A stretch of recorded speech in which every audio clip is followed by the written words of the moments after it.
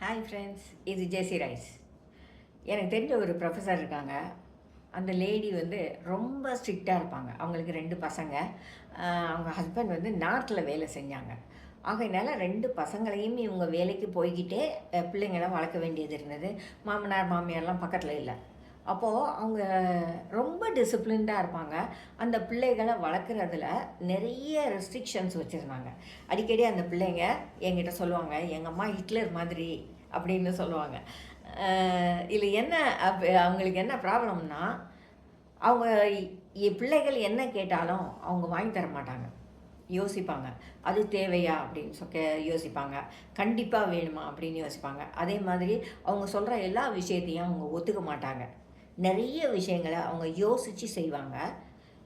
நிறைய இடத்துல தைரியமாக இல்லைப்பா இது உனக்கு வேண்டாம் அப்படின்னு சொல்லிட்டுவாங்க. அதனால பிள்ளைகளுக்கு இடையில் பெரிய சண்டை, பிள்ளைகளுக்கும் அம்மாக்கும். அப்பாவுக்கு ஃபோன் பண்ணி சொல்லி அப்பா அங்கேருந்து சிபாரிசு பண்ணி அப்படி அடிக்கடி நடக்கும்.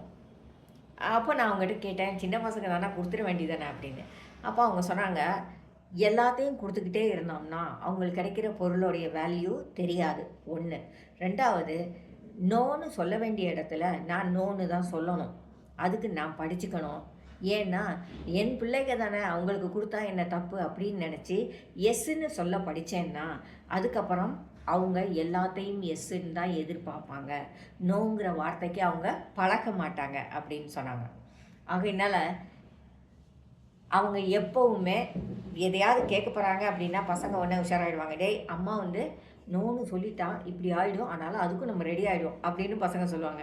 நான் கேட்பேன், என்னடா ஊருக்கு வரீங்களா இல்லையா அப்படின்னு. இல்லாண்டி இன்னும் நாங்கள் அம்மாட்ட பேசலை, அம்மா நோன்னு சொல்லிட்டா நாங்கள் வரமாட்டோம், எஸ்ன்னு சொல்லிட்டா கண்டிப்பாக வருவோம் அப்படின்னு பாருங்க.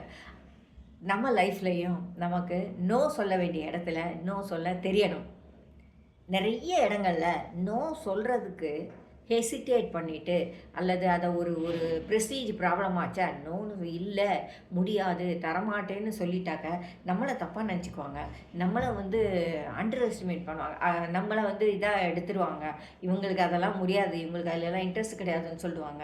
நம்மளை தப்பாக நினச்சிக்க கூடாதுங்கிறதுக்காகவே பல இடங்களில் சரின்னு சொல்லிடுறோம். சொல்லிவிட்டு அதை நம்மளால் சமாளிக்க முடியாமல் பின்னாடி கஷ்டப்படுறோம். ஏன்டா இதுக்கு ஒத்துக்கிட்டோன்னே தெரியலை அப்படின்னு நம்ம எத்தனையோ நேரங்களில் சொல்கிறோம் இல்லையா? எந்த விஷயமும் நம்மக்கிட்ட வரும்போது இங்கே நம்ம சொல்ல வேண்டியது நோவா எஸ்ஸா அப்படிங்கிறத முதல்ல நம்ம யோசிக்கணும். நோ சொல்கிறது தான் நல்லது, நமக்கும் நல்லது, அவங்களுக்கும் நல்லது, எல்லாத்துக்கும் நல்லது அப்படின்னு தோணினால் தைரியமாக நோன்னு சொல்லுங்கள். அதனால தப்பு இல்லை. அது கொஞ்சம் பிரச்சனைகளை கொண்டு வரும், மனஸ்தாபத்தை கொண்டு வரும், கஷ்டங்களை கொண்டு வரும், ஒருவேளை உறவுகளில் சின்ன சின்ன விரிசல்களையும் கொண்டு வரும். ஆனால் அந்த இடத்துல நோ தான் சரியான பதில், எஸ் கிடையாது இல்லையா? அதை நீங்கள் எப்போவுமே ஞாபகம் வச்சுக்கோங்க.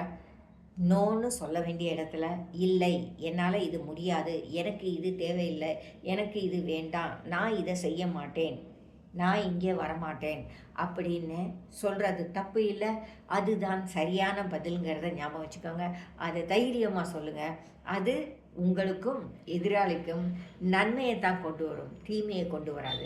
எஸ்ன்னு சொல்லிவிட்டு பின்னாடி நாம் அவஸ்தைப்படுறதை விட ஒரு நோ அந்த நேரத்தில் கொஞ்சம் கஷ்டமாக இருந்தாலும் லாங் டேர்மில் நமக்கு நன்மைகளை கொண்டு வரக்கூடிய ஒரு நோ சொல்கிறதுக்கு படிச்சுக்குவோம். ஜெசி ரைட்ஸ்.